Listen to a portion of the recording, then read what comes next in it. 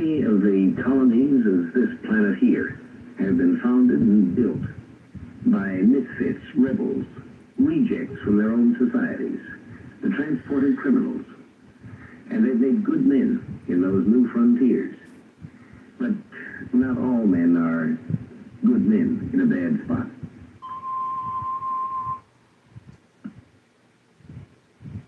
When you open a new area, whether it's a new planet or a new continent, it takes tough men, men of strength and determination. Among the men of that type in any culture, many are rebels. They turn up in the criminal courts. Such men make fine colonists. Not all rebels are colonists, builders. A lot of them are just plain, lazy, sick-souled criminals. Now, Mars is a cold planet. It's nearly 50 million miles further from the sun than Earth. It gets proportionately less heat. Its air is thin and low in oxygen. Its water is scarce. It's not an easy place to live. Some men will live in unpleasant places by choice because they have this pioneering spirit or a sense of adventure. Other men have very little choice at all. When Robert Black was found guilty of the crime of armed robbery, the court gave him the usual choice: 15 years in prison or permanent exile to Mars. The judge asked him which he preferred. I'll take Mars. It was so ordered.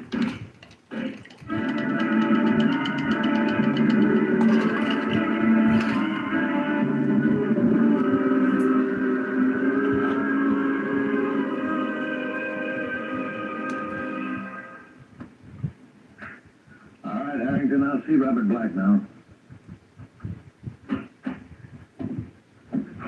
Morning, Mr. Jenner. What is it this time, Black? In trouble with the mine foreman again? No, not this time, but if he keeps pushing... Don't start that again. I'm sorry, Mr. Jenner. Now look, Black, I'm supposed to be the colonial administrator here. Remember, I have work to do. Now, what's on your mind? I want to go home. Well, you're certainly welcome to. You know where your dormitory room is. Go ahead and go home. Why bother me with it? Oh, you know what I mean. I want to go back to Earth. Earth, that's impossible, and you know it. You made your choice 10 years ago. You wanted to be a free colonist instead of a prisoner, and you got what you wanted. Free? You call this free? I work my hands off clear to the elbows in those freezing coal mines. I work 8, 10 hours a day for what? A few hours of bucks? I work half spend it, no place. I'd rather be in jail. No place to spend it. You seem to do a pretty good job getting rid of your paycheck in the bars in Marsport. Why not? What else is there to do with it? Black, a lot of men in your position have done something with it. They saved their money and bought a little pressure dome of their own. Got married and had kids and tried to make Marsport into a real city instead of drinking up every cent they've made. Me get married? It's a laugh. None of the dames on Mars have anything to do with it, Con. Oh, you mean they won't have anything to do with you personally, don't you? Other convicts have done something with themselves here, but you haven't, and you never will. You know why? You tell me. Because you can't change your way of thinking. You had to come here because you couldn't keep out of trouble, and you've made trouble for yourself and everybody else since you came. Drunken brawls, arguments with your foreman, everything. Someday you'll get in a real jam. Now look, Mr. Jenner, I try to get along, honest I do. I just don't like being pushed, that's all. Oh, sure. Everybody picks on Mr. you. Jenner, I just can't take Mars anymore. Look at my fingers. They're always cold. My feet are always cold. I haven't been warm for 1 minute in the last 10 years. They can't heat up the mines even because this stinking little planet's cold all the way through. Now, what do you want me to do? Move Mars closer to the sun just to please you? Look, Mr. Jenner, please, I'm serious. Send me back to Earth. I'll spend the rest of my time in prison there. I won't care just so long as it's on Earth where it's warm. I just can't do that, Black. You had your chance to make your choice 10 years ago, and you made it.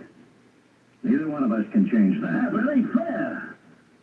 I have just 5 more years to do time if I take a 15-year sentence, then I'll be free. The way it is, I gotta spend the rest of my life there. It ain't fair. I couldn't send you back if I wanted to.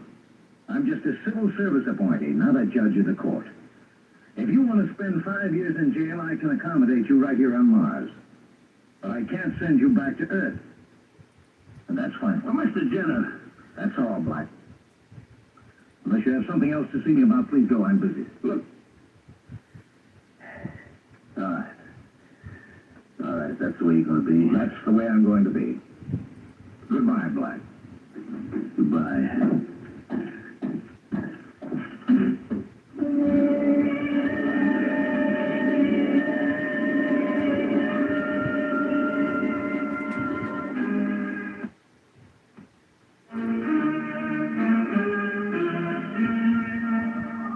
There are many men who can't take no for an answer. But they don't all have that characteristic in quite the same way. The pioneer, the scientist, these are men who can't take no for an answer, and they plow their way through to an answer that works. But not all men are of that type.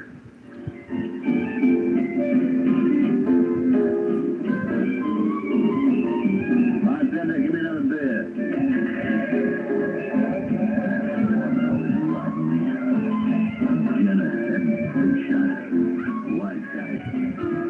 You don't worry about somebody freezing to death on his ball ice.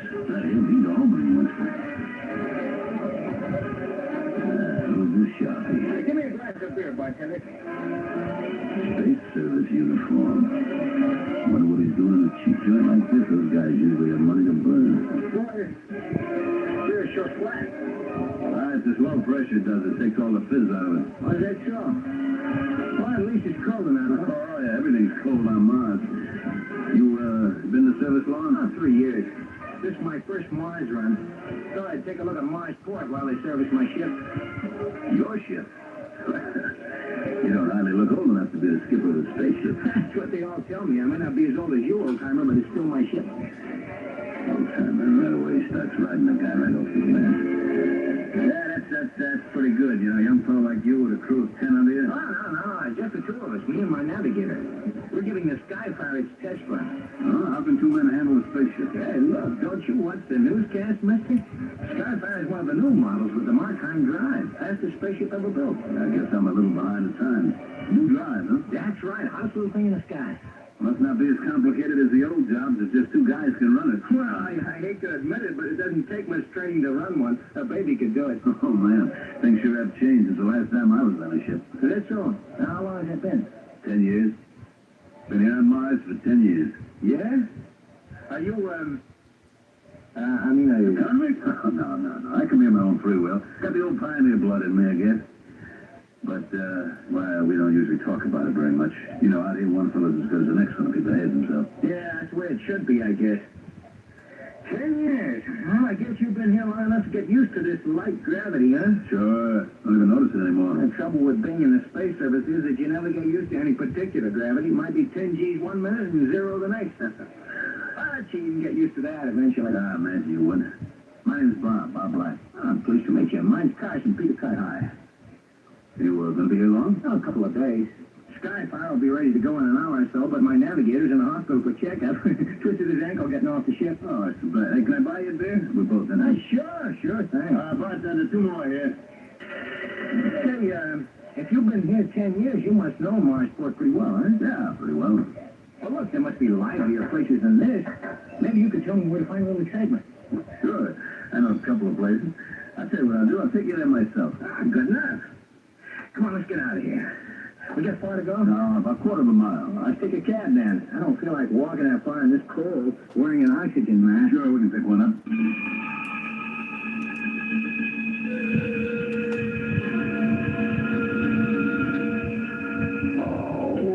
Oh, my head. Yeah, kid, you really hung one on last night. Oh. Hey, where am I? Open your eyes and look around. This ain't the good chip lollipop. Hey, we're aboard the Skyfire. Hey, you're not supposed to be here. How'd you get through the guards at the gate? It wasn't easy, pal, but you helped. Now, you just lean back and relax. You're in no condition to try anything funny. Hey, that's my gun you got there. That's right. Earth. Beautiful, green, sunshiny, warm Earth. I'm sick and tired of this freezing hellhole. You're gonna take me home, buddy.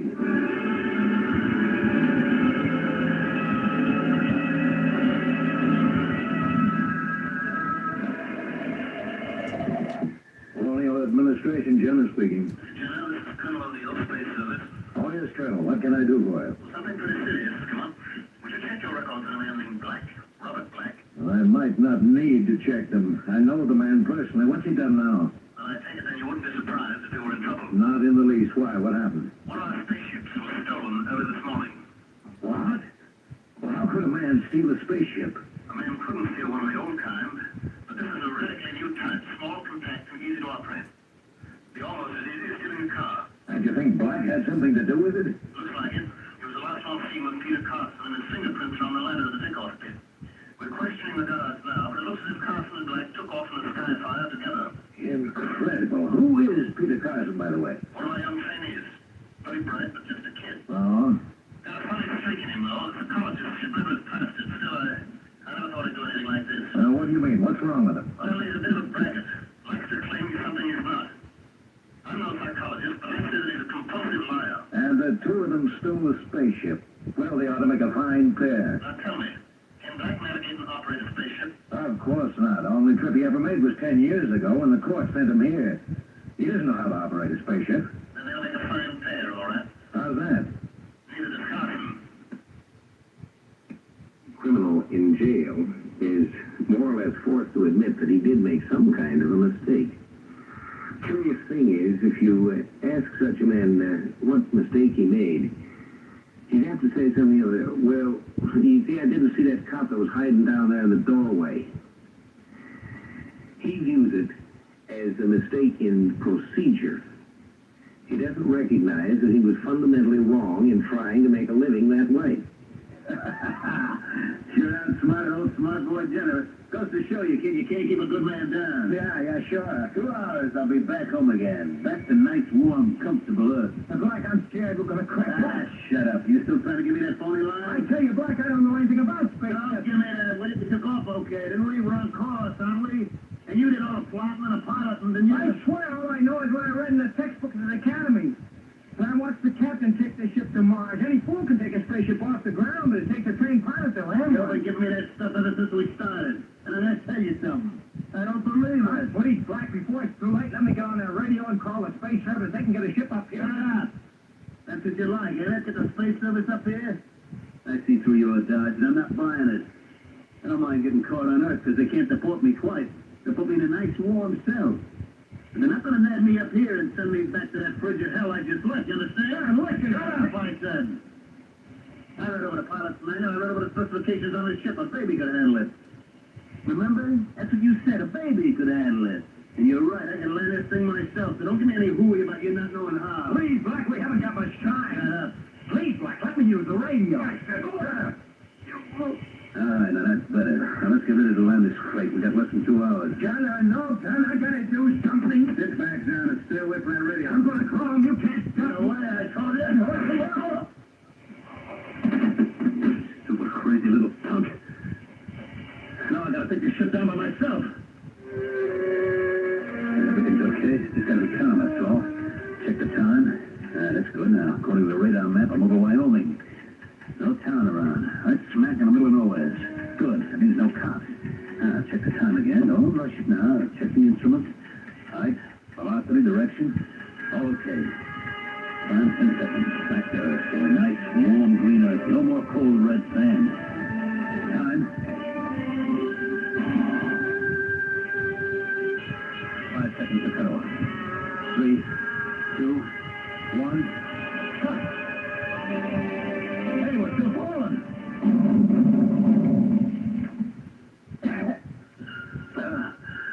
I guess I'm okay. Ship didn't fall more than 10 or 15 feet. What's that?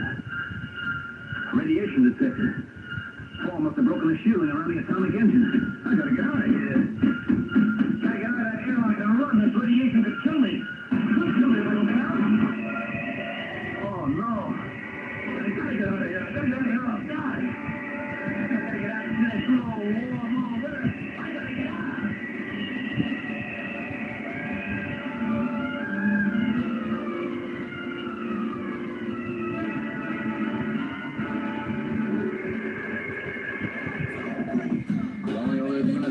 Jenner speaking.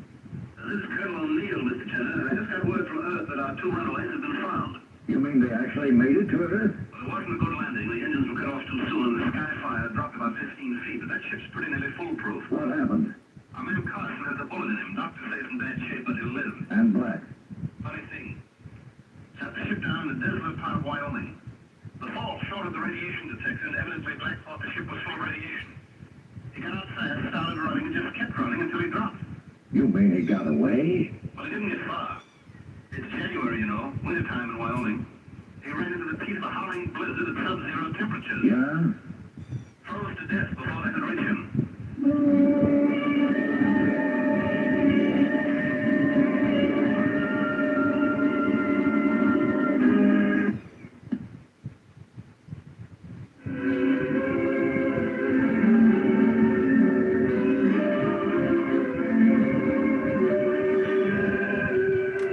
It's characteristic of a man who wants to do things the quick, easy way. But he doesn't like to take the time and trouble to look up the data as to what's going to happen when he gets there.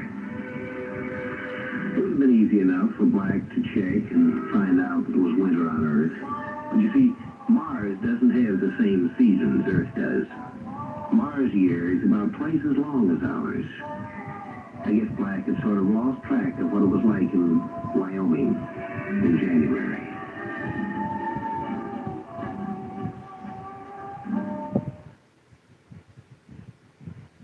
All right, ladies and gentlemen. So that was what was that?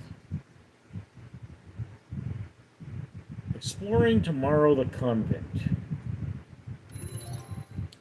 Aired in 1957, December 11th.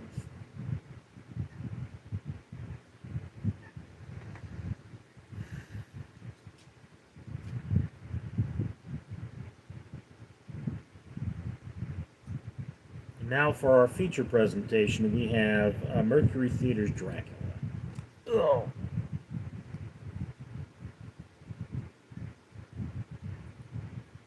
The Columbia Network takes pride in presenting Orson Welles in the first production of a unique new summer series by the Mercury Theater on the Air.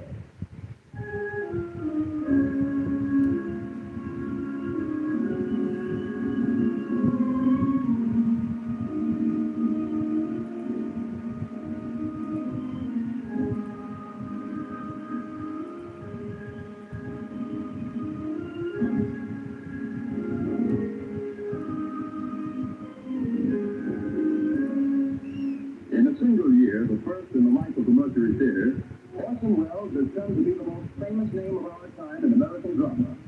Says Tuggers magazine, 23-year-old Orson Welles threw a bombshell into Broadway. Robert Benchley writes in the New Yorker, production of the Mercury is, I should say, just about perfect. Time magazine declares, the brightest moon that has risen over Broadway in years. Wells should feel at home in the sky, for the sky is the only limit which his ambitions recognize. And finally, the United Press remarks, meteoric rise of Orson Welles' Mercury Theater continues unabated. With 4 hit shows in its first year, the Mercury might well close its door on a season unparalleled in Broadway history. But Mr. Welles has long been working on a project for a greater audience, the Broadways of the entire United States.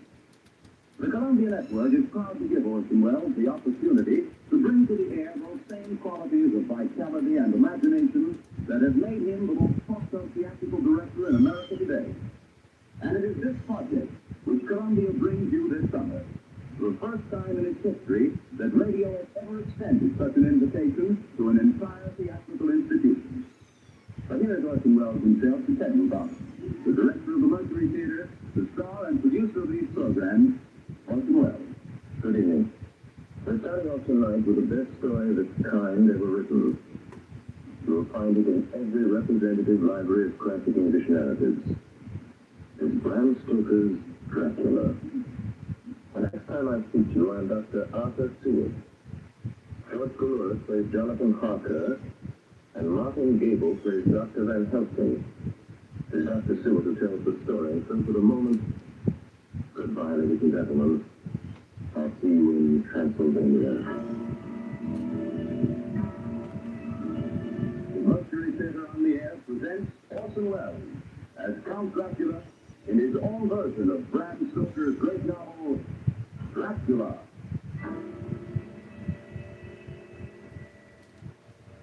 Ladies and gentlemen, my name is Arthur Stewart. I'm here tonight to bear witness to the truth of certain events which you may find it hard to believe, but I ask you to believe them. I have here certain documents, telegrams, clippings from the press of the day, memoranda, and letters in various hands. All needless matters have been eliminated, so that history almost at variance to the possibilities of contemporary belief may stand forth as simple facts.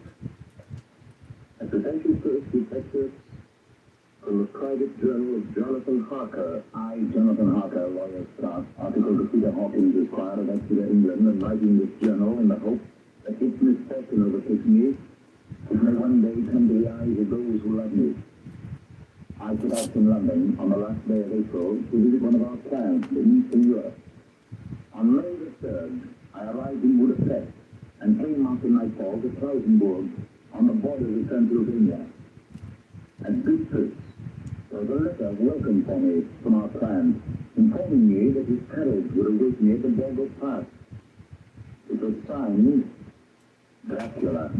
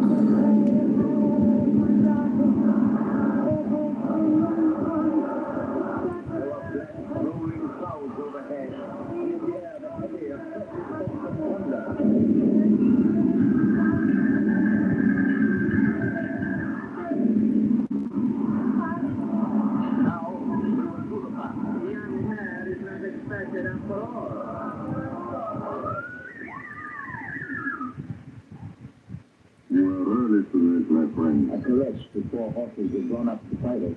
Let me help you, sir. The coachman smiled, and the lamplight fell on a hard-looking mouth with very red lips and sharp-looking teeth, as white as ivory. We began to move. I looked back. The coach and his loaded passengers had vanished from sight and swept into the darkness of the path. The second match. It was within a few minutes of midnight. And then a dog began to howl somewhere far down the road. The wind was rising, blowing the whistles through the rocks, and the mountains of trees patched together as we stepped along. It was colder and colder still, and fine powder and snow began to fall.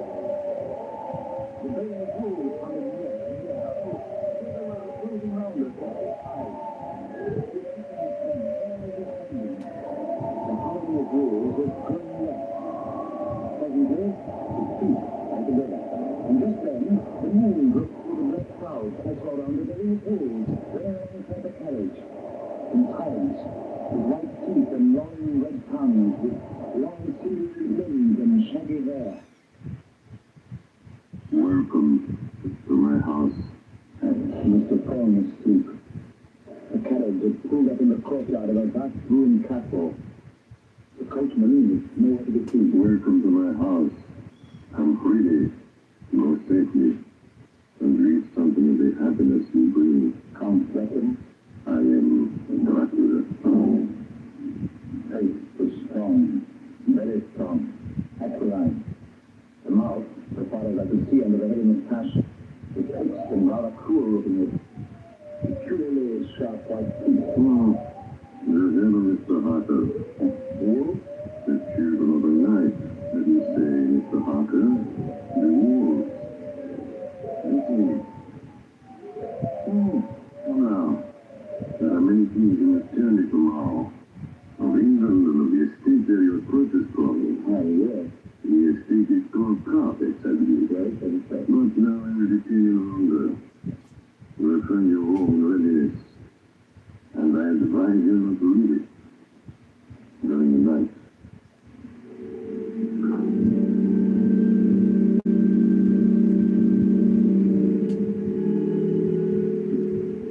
This castle is on the very edge of a terrible precipice. A stone falling from the window would fall 1,000 feet without touching anything. I explored. There are doors everywhere. All of them locked. The door to the great hall, the door to the courtyard, every door in the castle is closed, bolted against me. The castle Dracula is a prison. Now, I'm a prisoner.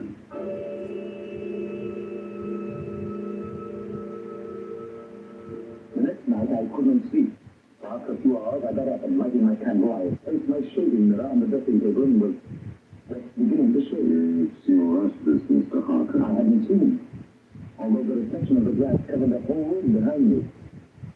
I turned to the glass again. I could see him over my shoulder, but there was no reflection of him in the mirror. It was blank. I started and cut myself on the side of the throat. The blood was trickling down my neck. Oh, my mirror! Blood! Blood. Wipe the blood from your face, Mr. Harker. And take care how you cut yourself. It's more dangerous than you think in this country.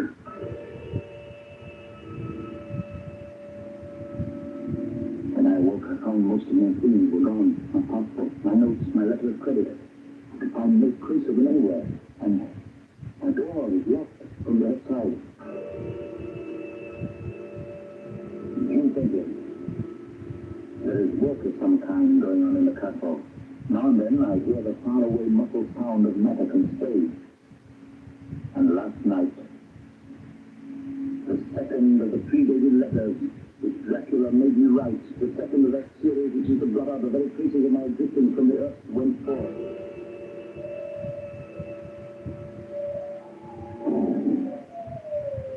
Come back here. Yes, my young friend. For me, am I free? When can I leave this place? Free? Mr. Harker, you're always free. You want to leave? Would you like to leave tonight? Yes, in God's name. My dear young friend, nothing now should you wait in my house against your will. Come, follow me.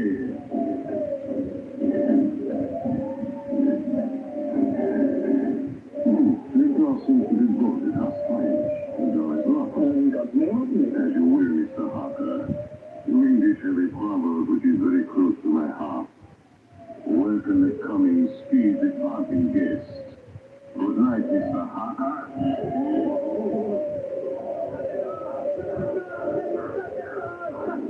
The door is shut, Mr. Harker.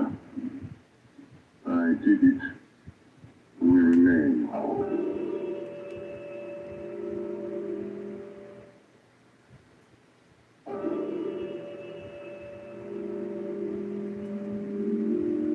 Morning, June 30th. These may be the last words I ever write in this diary. Oh, God praise you as my penalty. I have never seen Count Dracula by day. At sunrise, and the first cockcrow is gone. I didn't understand these things. I only know that the wolves are baying, and that he is a man with hair in the palm of his hand, with sharp teeth, and no blood in his face. He casts no shadow. He cannot be seen in a glass. And he moves like a bat across the sheer face of the castle wall. He eats no food, and is mortally afraid of the crucifix.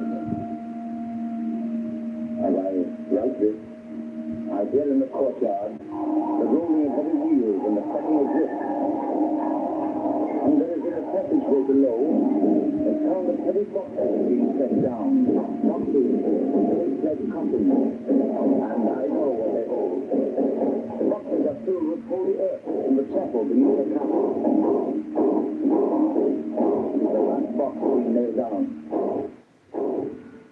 Now I hear the heavy feet tramping again. The door shut. The chains rattle.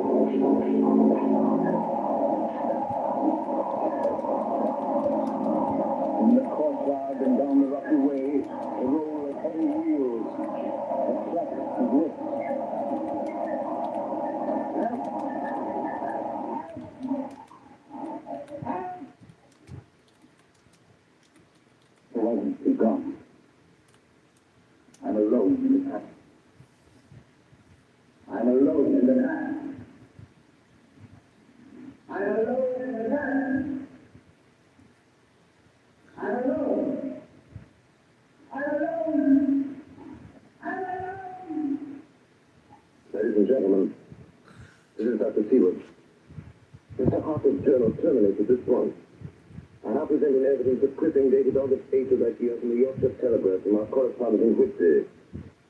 One of the greatest and suddenest storms on record is experienced here today. Weather has been somewhat sultry, but Saturday evening was fine. The band was playing. The piers were crowded with holidaymakers. The wind got away entirely during the evening, and there was a dead calm. There were the few lights at sea. The only sail noticeable was a foreign schooner under full canvas, which was seemingly going westward. A little after midnight came a strange sound from over the sea, and high overhead the air began to carry a strange, faint, hollow booming. And without warning, the tempest broke.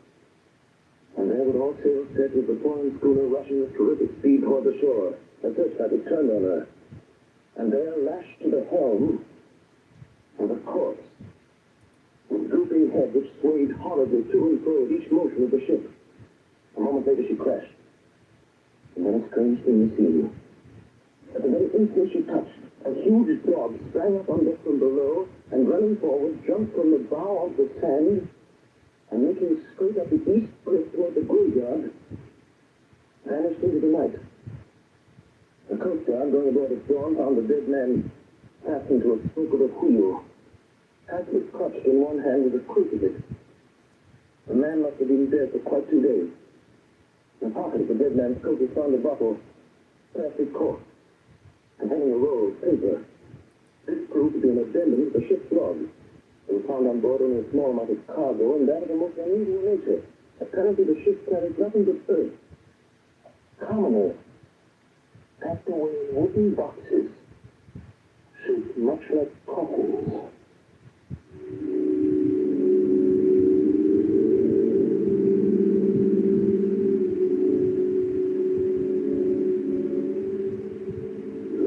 Demeter, July 6th. City's taking in cargo, a queer cargo, boxes of earth. At noon, set sail, east wind, fresh, crew, 4 hands, 2 mates, cook, and myself, captain, July 11th. Entered Bosphorus, at dark, passed through Dardanelles. Mate reported in morning that one of crew, Balyoden, was missing. The cloud was what? They sailed last night. You were relieved by the evening. Something aboard. In the rain last night. Oh, A tall, thin man dropped companion way and along the deck forward and disappeared. Can I go to the bow? no. And the halfway all through. July 27th. Rough weather last 3 days. All hands busy with sails. No time be frightened. Past Gibraltar and out through Strait. All well. July 24th. Last night, another hand was lost. Disappeared. Leave off, off, leave on. Tell me that appeared. Double watch now. I won't take off no more. Double watch. July 29th. Had single watch tonight as crew too tired to double. Then morning come. Hey!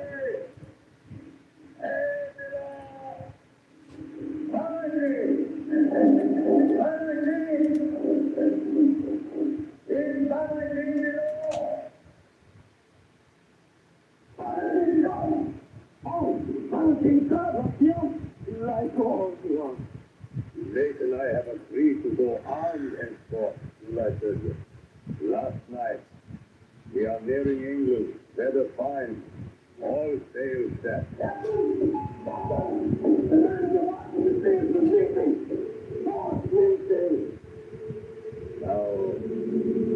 only self and mate and one hand left to work ship. August 3rd. 2 days of fog and not a sail sighted. At midnight I went to relieve the man at wheel, and when I got through it, found no one there. Who's here? I don't know. I thought, like a man, tall and thin and ghastly dead. It using the balls looking out. I gave it the knife, and my knife went through it. What? Empty there. What is it? What are you talking about? It's here, and I found it. It's been cold. In one of those boxes of earth. I run through them one by one and see. He is mad. Stark raving mad. There's no use my trying to stop him. He can't hurt those big boxes. They are invoiced as common earth. I know the secret now. The silver steady from him.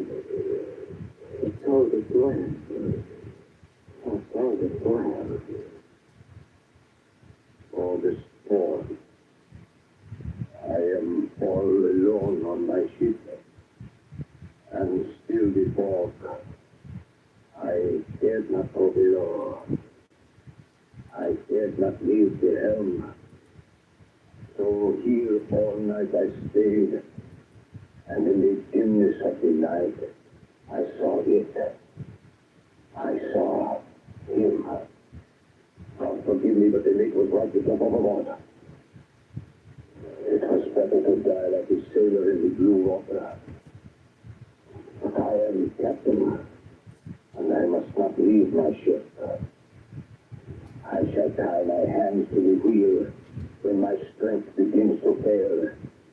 And along with them I shall tie that which it dare not touch, my crucifix. I am growing weaker, and the night is coming on.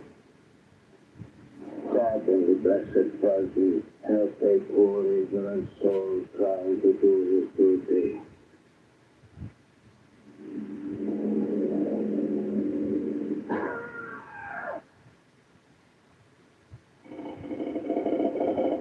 Telegram, Steward, Turkish, to Van Helsing, Amsterdam.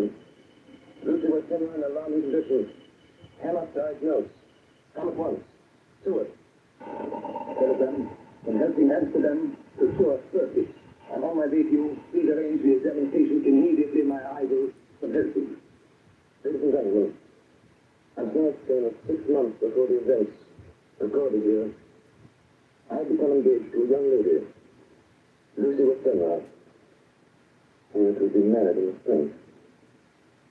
My old teacher, Professor Van Helsing, arrived at 4 the next afternoon. I took him at once to Lucy's house. She lay in bed asleep. She was dark and chocolate pale. The red beam was growing even from her lips and gums. And the bones of her face stood out. Young Lucy is bad. Very bad. She must have blood or she will die. Yet she is not anemic. The qualitative analysis of her blood is quite normal condition. It is strange. I do not like to think how strange. Look! My God, her throat, look! The black velvet gown that she once wore had felt that little and showed a red mark on her throat. Just over the external building of the were 2 punctures, not large, but not wholesome looking. Maybe they were white and worn looking. Well? Oh, what is it, Professor? What's wrong with her? Frankie, you can tell me the worst. I wish I could, sir. I wish I could. But I do not dare. Won't you tell me anything? I will tell you this. You are a young lady in a danger greater than death. You must be easy. If you leave her for 1 moment and harm the full, you will not sleep easy thereafter.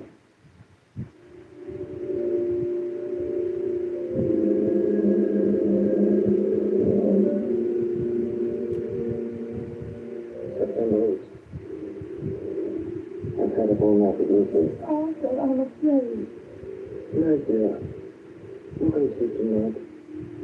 I'm here watching you. Nothing will happen. And I promise at any time of bad dreams, if I see anything, I won't look worse.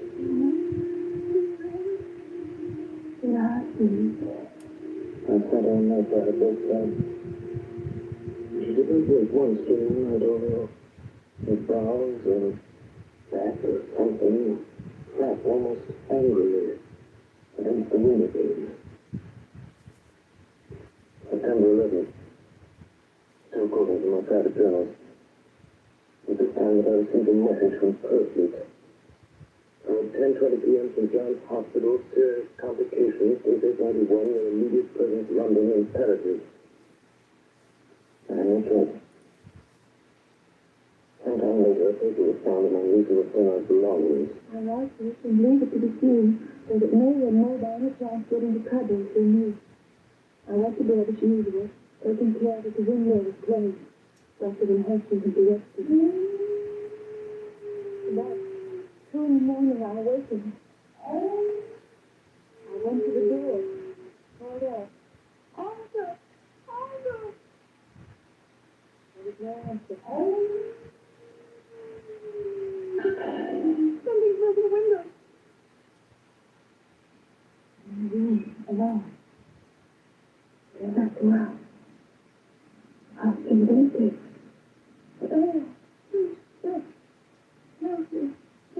The glass in the window. The light turns blue. What are the lights do? Something very small, very small around me. Something small. No shadow. Flesh of my flesh. Blood of my blood. September 12th. Late. Only resolution and habit. Let me make an entry to that. We found a sprawl on the floor and the grass came in from the broken window. The throat was bare, showing 2 walls. Looking horribly tight and mangled. We are too late, my friend. You failed. What will be done? She burned me. She's dying. Inside her. It will make much difference, Martin. Whether she dies conscious or in her sleep.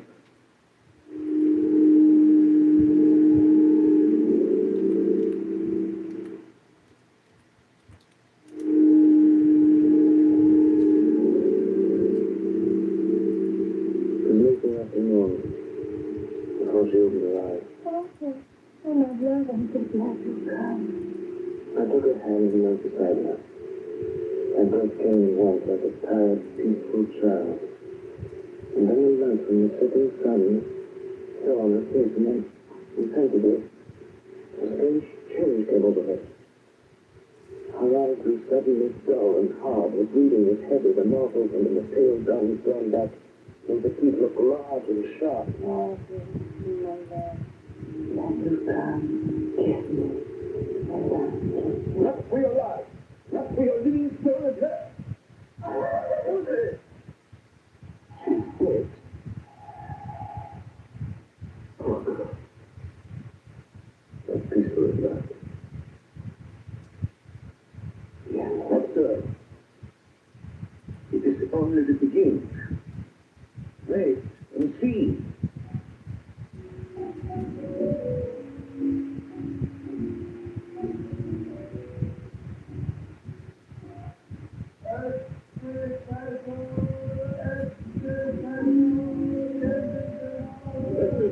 September 25th, a Hempstead yesterday.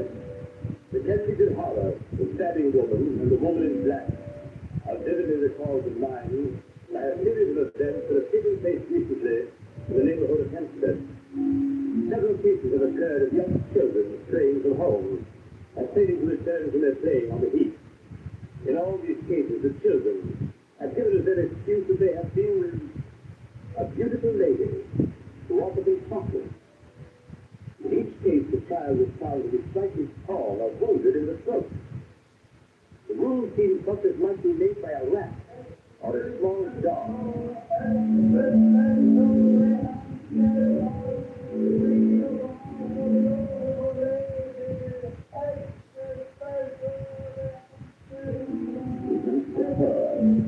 Another child injured by the beautiful lady. She had just received intelligence that another what child missed last night was only discovered late in the morning. It has the same tiny wound and throat. Well, sir, what do you think of that? You mean to tell me, my friend, that you still have no suspicion as to what poor Lucy died of? No, that's my question. How great loss was the blood? And how was the blood lost or wasted? You are a clever man, my friend, and a good one. But you do not believe that there are things that you cannot understand. You are wrong, Stuart. Are you aware of all the mysteries of life and death? Can you tell me why in the trumpet there are bats that come at night and open the veins of cattle and horses and sunrise of veins? How in some islands of the western seas there are bats which hang on trees all day, and then when the sailors sleep on deck because it is hot, sit down on them, and then in the morning are found dead men as white as Miss Lucy was? I understand none of these things. Up to tonight, Stuart. If you dare to come with me, perhaps then you will understand. September 29th. Before dawn. I understand. And I would say about 1,000 verses again to what I did this night. We will spend the night, you and I, here in this churchyard where Miss Lucy is dead. We enter the convent, we open the coffin. You shall yet be convinced that nothing. Miss Lucy is dead, is it not so? Then there can be no wrong to her. But if she's not, it's some difficulty. We found the West End tomb. I took up my place behind a yew tree. On one side of the tomb, then helping on the other. Sure, certainly.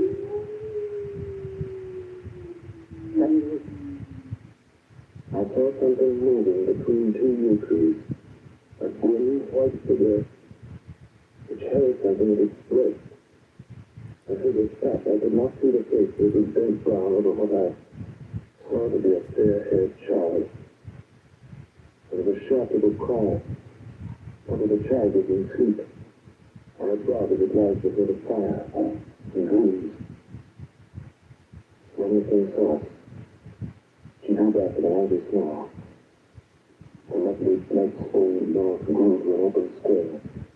Whenever a face lay there, I saw it at that moment. Then suddenly she turned. She vanished in the direction of the tomb. The child is not harmed. We leave him in a safe place where the police find him. There's more to do. Come. Around in the tomb. And in the coffin. Sitting there. Like a nightmare, we see the pointed teeth of blood-stained mouth. And Hampton never looked up. When he said he took out a 50-grappling knife and had his hand on the round wooden stake, some 2 or 3 inches thick, sharpened to a fine point, and hardened over a fire. Do it! The life of this unhappy woman is just begun. When she becomes what you call undead, there comes with the change the curse of immortality. She cannot die, but must go on age after age, having new victims. Because all that die from the brain of the undead become themselves undead and prey on others. So the circle goes on, ever widening as the ripples from a stone thrown in the water. But if this lady, this undead, made to rest as true late, then the soul of the poor lady whom we love shall be again free. So, what am I to do? Take this stake in your left hand.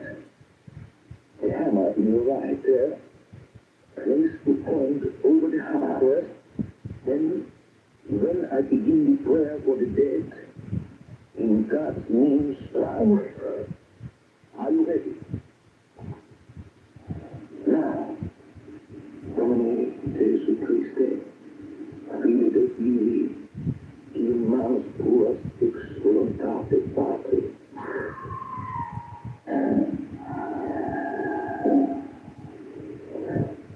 On the morning of July 11th, a man was found at the border of Pennsylvania.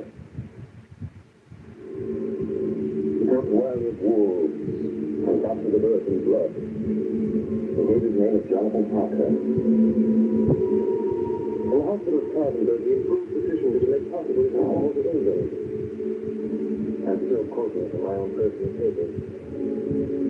But Bain's condition remained so serious that he was committed for observation to a private ward in my hospital at Preston. Here he did so well that in 3 weeks he was completely recovered. It was during this time that his wife, Nina Harper, brought to the attention of Dr. Van Helsing and myself a journal that her husband was kept while a prisoner in the castle of a certain Count Dracula in Transylvania. I have before me the record of a meeting that took place in my study in Percy, transcribed by Nina Harper. October 1st. 9 a.m. to after 8. Jonathan next to me. Dr. Seward opposite the Van Helsing at the head of the table. My friend, there are such things as vampires. Had I known at first what now I know, one so precious life had been spared to many of us who love her. The vampire which is amongst us is of himself so strong that he can direct all the elements. The storm, the fog, the thunder. He can command all the meaner things, the mortal bat, the owl and the fox and the wolf. How then are we to begin our strive to destroy him? How shall we find his place? And having found it, how can we destroy? My friends, it is a terrible task that we undertake. To fail here is not mere life or death. If we fail, we become as him. Foul things of the night, as him. What do you say? I answer for myself. Come in. I will do. The professor laid a small golden crucifix on the table. We took hands and our solemn pact was made. My friends, we too are not without strength. The vampire flourishes on the blood of the living. Without this, he cannot live. He throws no shadow, he makes no reflection in a mirror. He can transform himself to a wolf, to a bat. He can come on moonlight rays as elemental dust. He can see in the dark. He can do all these things. Yet he is not free. His power ceases at the coming of the day. Then, until night, he must remain in the shape in which he finds himself, and except in his coffin home, in those earth boxes he cannot rest. When we can confine him in his coffin, then, my friends, if we obey what we know, we will destroy him. At that moment, something shot wildly against the window then.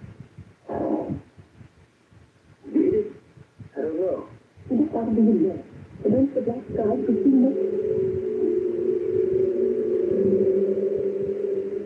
Later in our position, from the Count's capital in Transylvania to Whitby came 50 boxes of earth. All of these, to our certain knowledge, were delivered at Carfax. Recently, 12 of these boxes have been removed.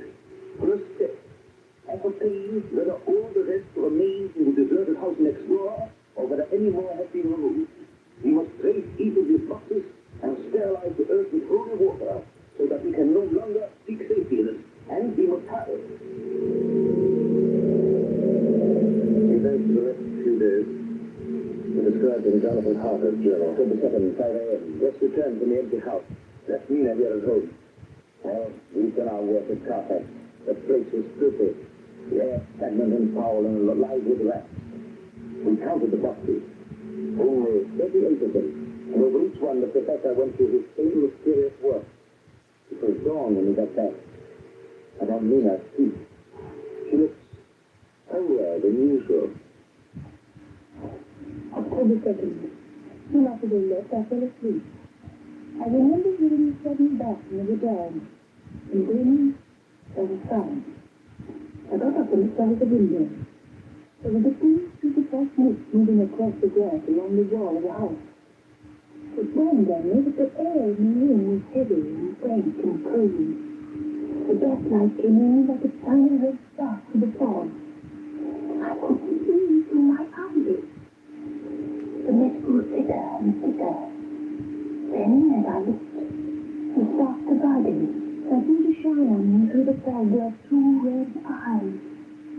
You showed me flesh of my flesh,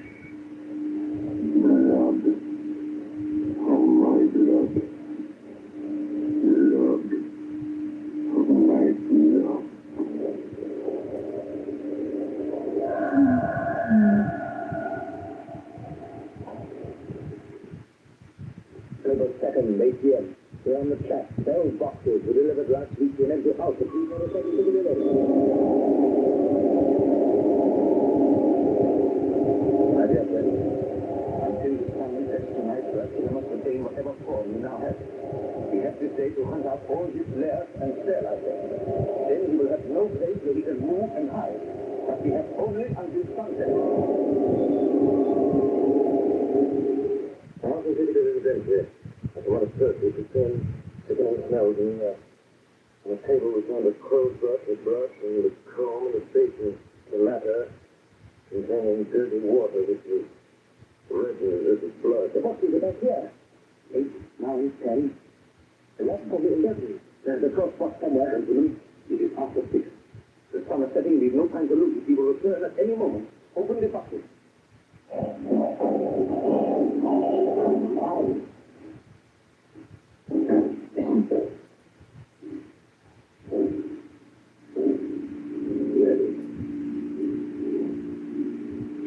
It is he! The window! You waste your bullets, gentlemen. You think you better me? You with your pale faces all in the wall like sheep in a boot house. You think you've lived without a place to rest. But I had more. And time is on my side. The one you love is mine already. I have known. Already my mark is on her throat. Flesh of my flesh. Blood of my blood. She is with me always. Over land or sea.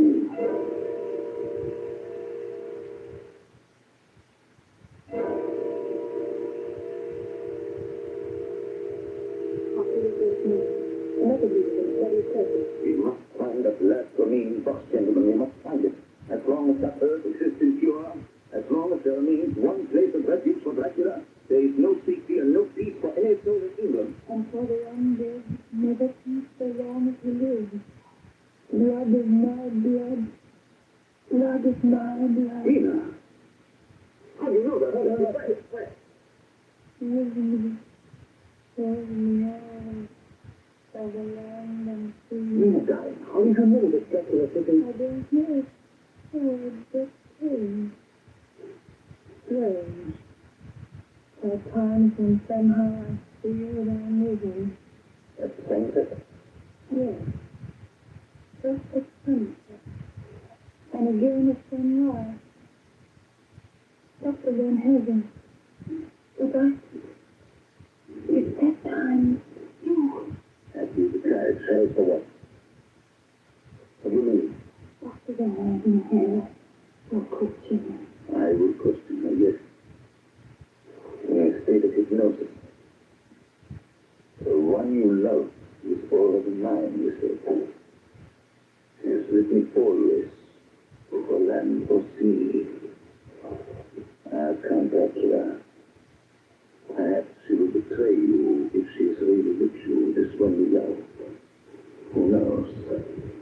If she is really with you over land or sea. blood of my blood.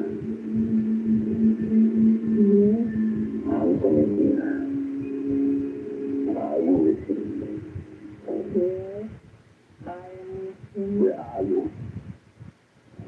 I do not know. It is all done. What you hear? The laughing of water. I can hear it on the outside. Then you are on a ship. Yes, What else do you hear? there is the creaking of an anchor chain. Still. Oh, so still. It is like death.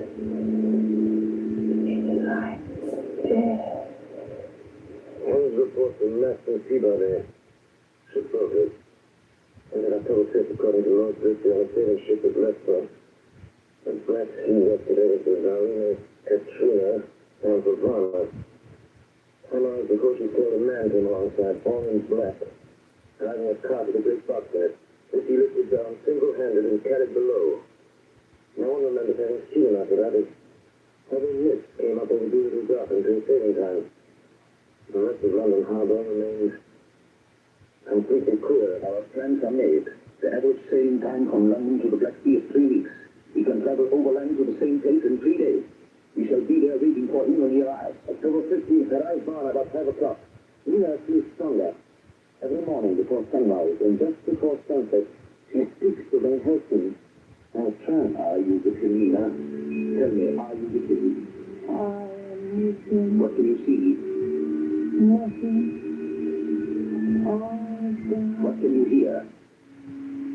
I can hear the waves lapping against the ship, and the water rushing by. The wind is high. I can hear it in the shrouds and the barbers back at home. So, if I'm in Katrina, I'm still at sea, hasting on our way to Varna. The Count cannot cross boiling water, so he cannot leave the ship without being observed. What do you hear, Nina? Happy waves, rushing water, darkness, darkness and wind. A whole week of waiting. Daily telegrams from Lloyd. Rushing water and creeping mud, darkness, darkness and wind.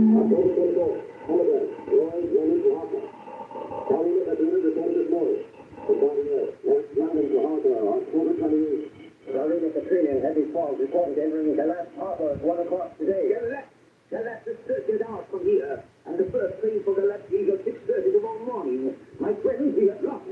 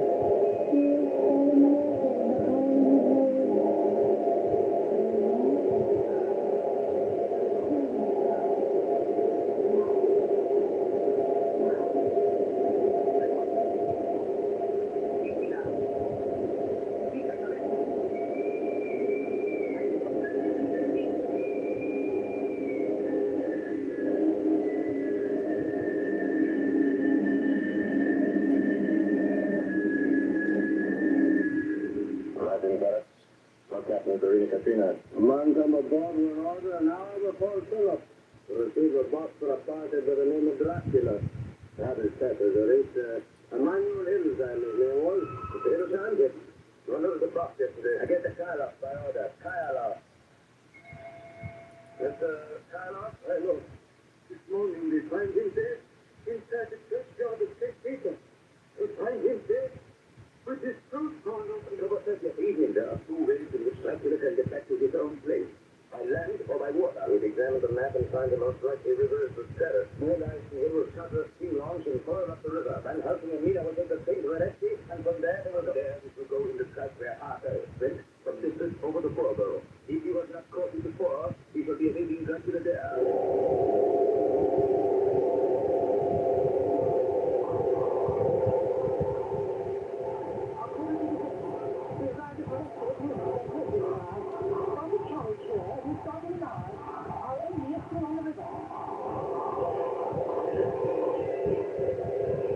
October 31st.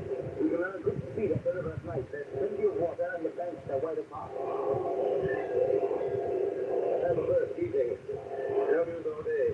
We gathered a big boat at the river before us, going at more than usual speed.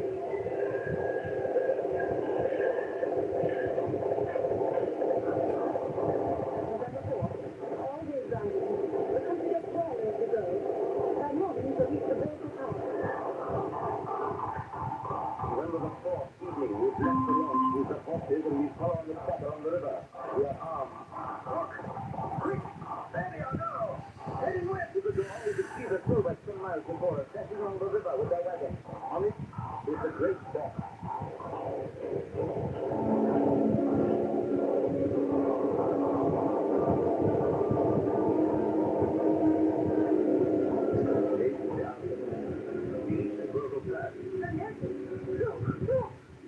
A long way all about us. Far off, beyond the white base of snow was the river like a black river curve. Between us and the river, not a far off, was a group of men, mounted slower, hurrying along. In the midst of this was a wagon which swept from side to side. On the wagon was a great box. Look! This is the box.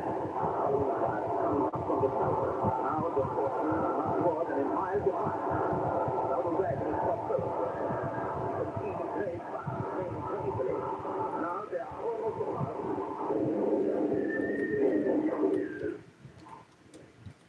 Now has happened a strange thing. The wagon smashed into a great rock bed in the snow, lost its front wheels, and turned over on its side, jammed against the stone. The horses tore loose from their places and bolted, and the Slovaks scattered and vanished after them. Then silence. Silence like comes after any of death. It is Dracula, sprawled out stiff and twisted in the sneer of his own holy earth. The box, enfolded, has emptied the dirt onto the snow. His face is bold. His skin is like paper. But the sword, there's no time. Look at the sun. In 1 minute there's darkness and it's forever lost to us. Have you the stake of wood and the hammer? Yes. Now, Stuart, pray for us. Kneel down and pray. Harker, the stake of wood over his heart. He not afraid, Harker. Stuart, look into his eyes. The hammer. Now, Harker, strike. Strike!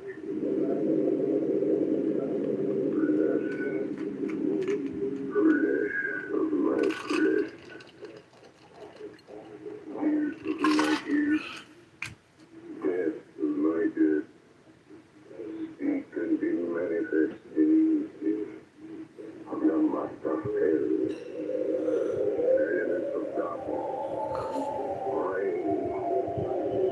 Evil winds. Mist and mold. And tempest. Right? Oh, I can hear him. Speaking. Behind his eyes. Hello. We. Tooth. Scale. Is your flesh. Death of my death. Dead and undead. The hand of the living is over your master. Consorting my children. This instant is no longer an escape between two heartbeats. But the night is not here, and I am lonely. Come be your master, my children. Be guiding now moves into this stereo. Be guiding with the sound of your names. Claw, wings, tooth, scale, tissue of flesh. There is one very dear to me who is not answered. My love. Lena. There is less than a minute between me and the night. You must speak for me. You must speak with my heart. Get him to me! Jonathan, get him to me! Let's take the wood in the hammer! I will never forget that moment. The look on poor Mina's face as she stood there, the angry scar standing up in her throat, her eyes like living cold in the last red of the sunset. She had torn the stake and the hammer out of my hand with the strength of an enemy. Do you know what you've done, woman? You know what you've done to us? You've released him, the evilest. Look! As he looked down at Dracula, the eyes saw the seething sun, and their faith in them turning to triumph. Flesh of my flesh, come to me, my love. Come into the night and the darkness, you have served me well. My love. My bride.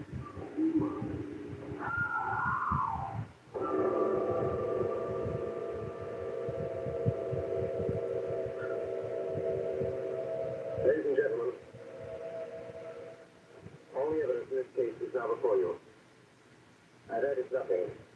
And to the best of my knowledge, I've omitted nothing that might help to throw light on the extraordinary events of the year 1891, which culminated on that terrible evening in the Bordeaux Pass. I mean, only this one last report. When Nina Harker seized the stake and hammer from her husband, I believe she was under some form of hypnosis. She herself remembers nothing. But whatever influence will it work on her, she must, at the last moment, have rejected it. For at the exact instant the sun disappeared, it was Nina Harker who drove the stake through the heart of the thing that called itself Dracula. At that same instant, even as she looked, the wound on the side of her throat was no more. As for Dracula, before the skin of the creature had died from our ear, the whole body crumbled into dust and passed from our sight. In that final moment of dissolution, there was in the face a look of peace, such as I never could have imagined might have left it there.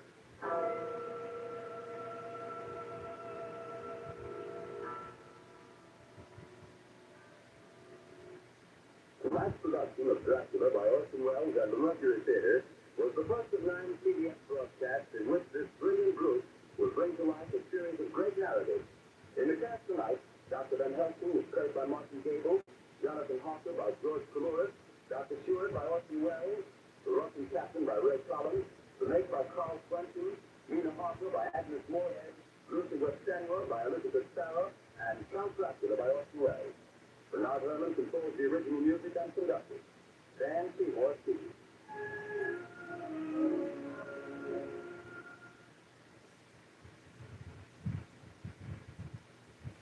All right, ladies and gentlemen. So, we had 2 programs tonight.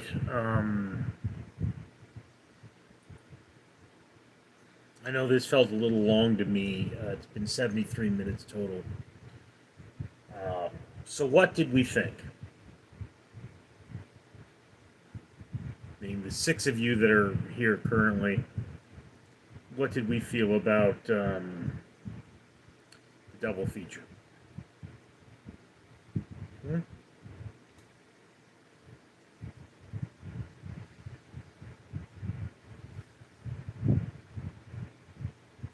Mike, I like both. Well, Mary, Dracula had good music. The ladies were hard to hear, liked double feature. Yeah. Okay, so what's going on essentially is I don't know if the first one is copyright restricted or not. I should know in a few days. So whether or not I'm going to play more of that is going to depend on what YouTube says. I don't want to be. I'm not intentionally showing anyone's copyrighted material. But we want to be respectful of artists. Mike, I enjoy double features. I like First Story better, but Dracula was good too. Yeah.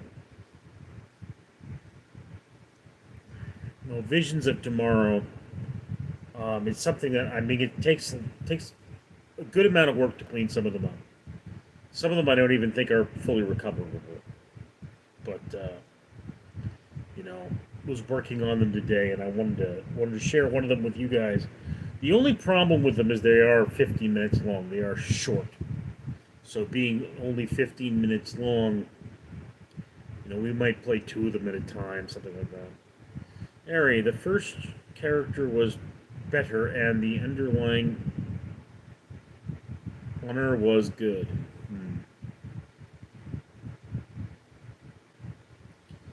Yeah. Again, guys,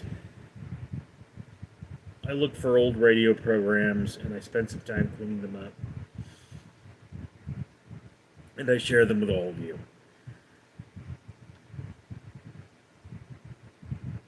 It's quality time. You know, I know Mike likes to watch, or listen to these rather, with his wife later on. I don't know if there's a lot of people who are like that. I guess there aren't. Mary, and we enjoy them. Yeah. Anyway, like I say, tonight, Mike, you did a good job cleaning. This one wasn't as hard as the first one. But yeah, tonight I'm off work. You know, I had an 8-hour shift today, but I will have an 8-hour shift tomorrow. Then I'll have 4 hours off. Then I'll have another 8-hour shift. So I am trying to cherish these nights I have off work. And in doing so, I wanted to bring you guys something a little longer. Mike, are you doing a late stream for Phil? I will try to, Mike, but you know, to be honest with you, I keep just falling asleep.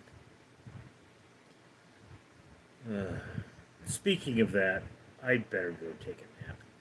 I will see you folks later. Assuming my phone will let me... What is going on here?